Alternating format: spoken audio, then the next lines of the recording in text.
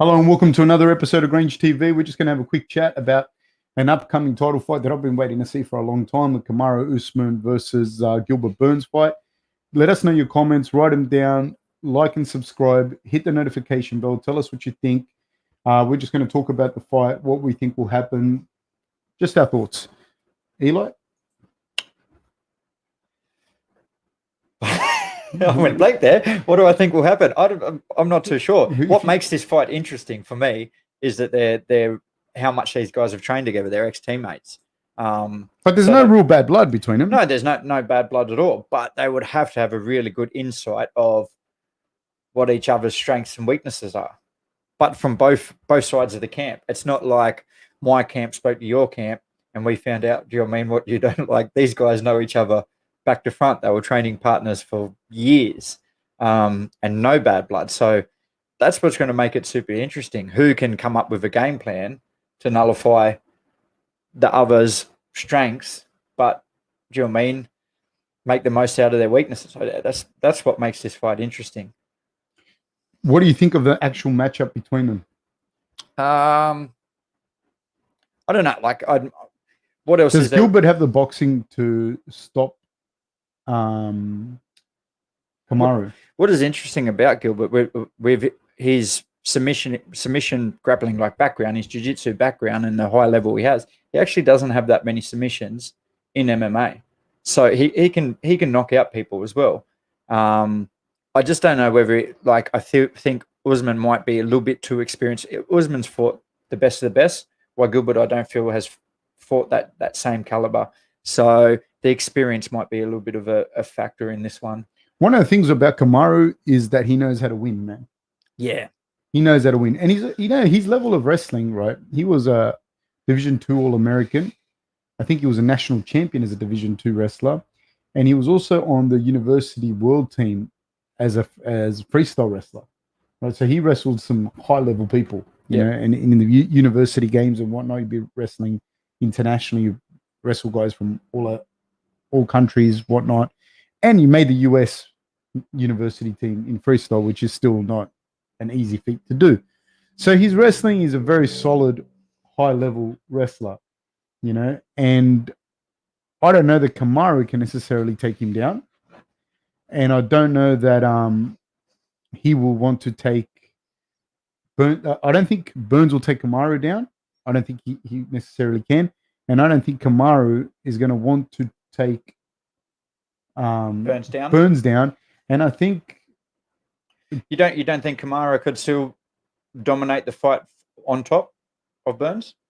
It'd be. I think it'd be something really, really kind of. You'd be if he did that. It'd be interesting because Burns is a bronze medalist at Abu Dhabi, which is a really, really high level submission grappling. But he's very much a top player as well, is he not? He is, but it's still, man, at that level, like you've still got good jiu-jitsu, really good jiu-jitsu. Just creating the scrambles and that, he'd be able to create the scrambles to get up. The thing is, every single time you think he's not going to do that to that person, Usman does it. Usman holds people against the cage and punches them in the ribs. You know what I mean? And he does that so well, to a point that I just find it fascinating, because I think, like, how much pressure is he able to put on people up against that cage in that fashion and just drive that right hand into the spleen? You know, because that's exactly what he's doing. He's getting that left underhook, and then he's got the right overhook, and he kind of sags on it, and you can't move from there. And he just lands big shots after big shots. And after he's landed a few of those shots, you're not really moving. You know, you're not really moving. So I do think I don't think he'd hold Burns down, even if he got him down. Yeah. You know what I mean? I don't think he'd hold Burns down. And so I think it's going to be a case of who wins the boxing. And in those boxing exchanges, I will say this: Gilbert has, in my opinion, a little bit smoother movement. I find Usman a tiny bit more mechanical. Yeah, he is a little bit more muscled and mechanical. It's not natural the way he throws and that, but he's good at it. Yeah, he's very good at it, and it's proven against the top opponents. So again, if these guys didn't like each other and they were talking trust to each other, we might know a little bit more about their strengths and weaknesses, having them being training partners. But because they have so much respect for them, they haven't come much out in the media, have they? And spoke about their sparring sessions or their training sessions together. So they've kept it really respectful. But their camps would know. They would have rolled together a million times. So they would know how each other feel. Do you know what I mean? Like in that and that's what I find interesting. That's so, what, that part. But I would like to know. Do you know yeah, I don't want them knowing. I want to know how that went.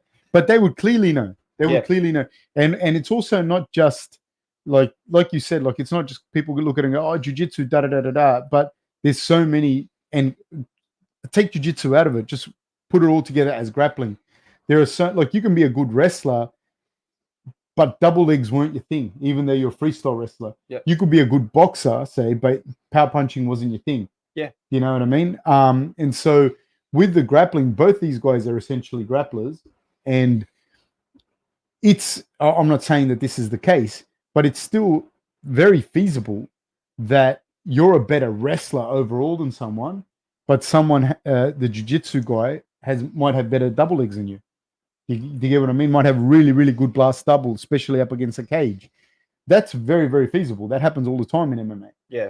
And the same thing with the jiu-jitsu. Like, there may be some positions there that Usman may feel that he's very comfortable with against Gilbert. Yeah. That he's done before. That's how come I was saying, but he might be comfortable taking him down and having Gilbert on the bottom.